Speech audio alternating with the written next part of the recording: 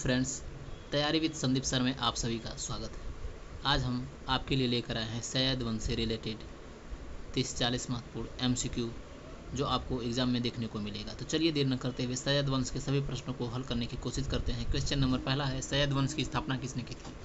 तो सैयद वंश की स्थापना की थी खिज्र खान ने। ऑप्शन नंबर ए इसका सही हो जाएगा। Option number A, Khizr Khan. Khizr Khan ने सैयद वंश की स्थापना की थी। खिज्र खां तैमूर के प्रतिनिधि के रूप में सत्ता में आया था।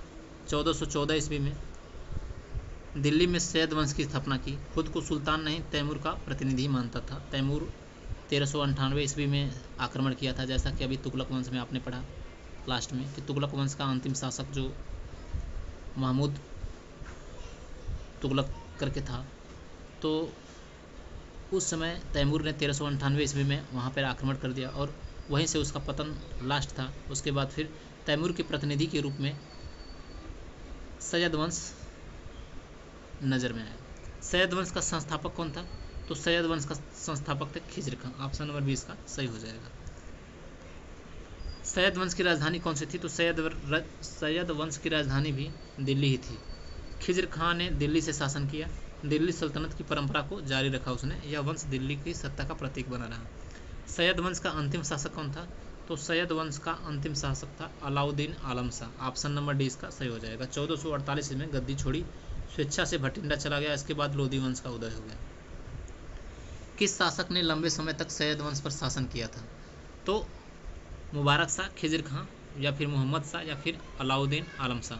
तो मुबारक शाह ने, ऑप्शन नंबर 20 ए इसका सही हो जाएगा। मुबारक शाह ने लंबे समय तक सैयद वंश में शासन किया था। शासनकाल 1421 से 1434 तक जो है वह इसने शासन किया मुबारक शाह ने। सैयद वंश का सबसे योग्य शासक माना जाता है मुबारक शाह को। उसने सिक्के जारी किए और विद्रोहों को दबाया। मुबारक शाह को किस उपनाम से जाना जाता है? तो मुबारक शाह को शाह ए शहीद के उपनाम से भी जाना जाता है। विद्रोही सरदारों द्वारा हत्या कर दी गई। अपने प्रशासनिक सुधारों के लिए जाना जाता है। हत्या के बाद उसे शहीद कहा गया। किसने सैयद वंश का अंत किया? तो सैयद वंश का अंत किया बहलोल लोदी ने।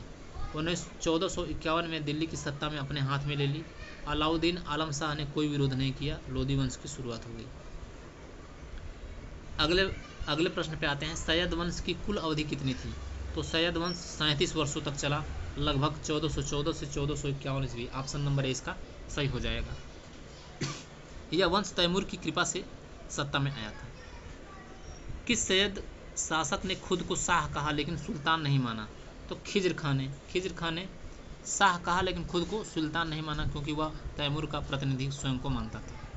अगले प्रश्न पे आते हैं, किस शासक के समय दिल्ली सल्तनत जो है सबसे कमज़ोर हो गई थी?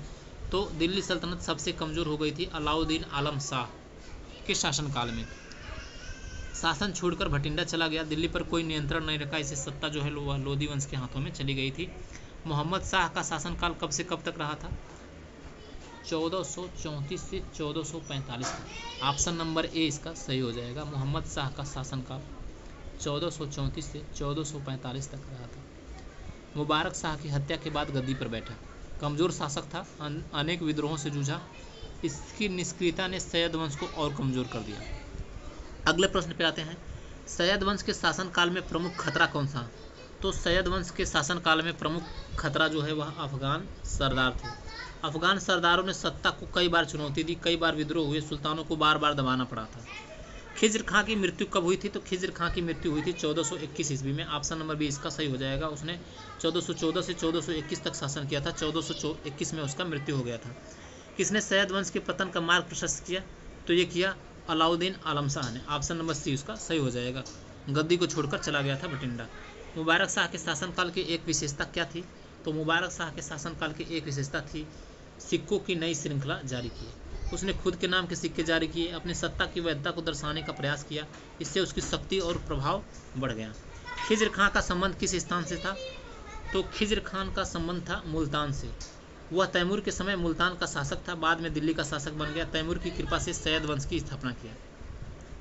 किस शासक के समय तैमूर का प्रभाव सबसे अधिक था? तो खिज्र खां के समय तैमूर का प्रभाव सबसे अधिक था। उसने खुद को तैमूर का नुमाइंदा माना था। उसके बाद सुल्तान की उपाधि नहीं ली, खुतबा तैमूर के नाम से पढ़वाया जाता था। अगले प्रश्न पे बढ़ते हैं। खिज्र खां का शासन किन क्षेत्रों तक सीमित था? संपूर्ण भारत, पंजाब और सिंध, दिल्ली दोआब और आसपास, बंगाल और बिहार। तो सही हो जाएगा दिल्ली दोआब और आसपास। ऑप्शन नंबर सी इसका सही हो जाएगा। दिल्ली दोआब और आसपास के क्षेत्रों तक उसका शासन सीमित था। उसने स्थानीय सरदारों को भी दबाने की कोशिश की थी। मुबारक शाह की हत्या किसने की थी? तो मुबारक शाह की हत्या उसके ही दरबारी ने कर दी थी। उसके दरबार में ही साजिश रची गई। प्रशासन में बढ़ती असंतोष के कारण हत्या हो गई। हत्या के बाद उसे शाह शहीद के नाम से भी जाना गया। सैयद सुल्तान ने सबसे शांतिपूर्ण शासन किया था।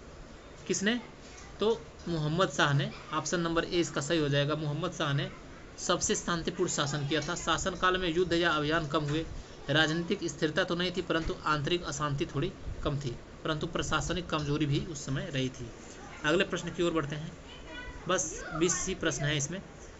तो चलिए, ये थे सैयद वंश से रिलेटेड 20 महत्वपूर्ण प्रश्न। वीडियो अच्छी लगे तो लाइक करें, कमेंट करें और चैनल को जरूर से जरूर सब्सक्राइब करें। और अगले वीडियो को देखने के लिए चैनल को सब्सक्राइब करें। धन्यवाद।